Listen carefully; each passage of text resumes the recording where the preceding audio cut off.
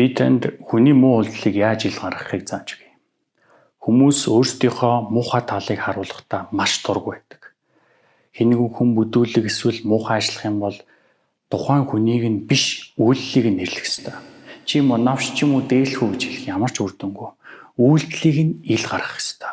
Өөрөөр хэлэх юм бол толинд харуулж байгаа юм шиг. Жишээ нь чи намайг дээрлэх гэж хэлсэн юм шиг санагдлаа. Чи миний сэтгэлийг өвдөх гэж албаар ингэсэн үү? Ингээд хийсэн зүйлийг нь хэлэхээр хүмүүс ихэвчлэн боцох замгүй болдог. Зарим хүн уучлаарай гэж хэлээд зангаа ерөөсөө өөрчилдөг. Үнэндээ чамайг албаар гомдоохыг хүсдэг. Харин чи яг юу хийж чадах вэ гэхээр зүгээр тэр хүний хийж байгаа зүйлийг нь ил гарга. Ил гаргах тусам тэр зангаа давтах нь багасдаг. Чи хэр их ил гаргана, төдий чинээ дахиж хийх нь багасна. Тэм учраас туршаад үзээрэй.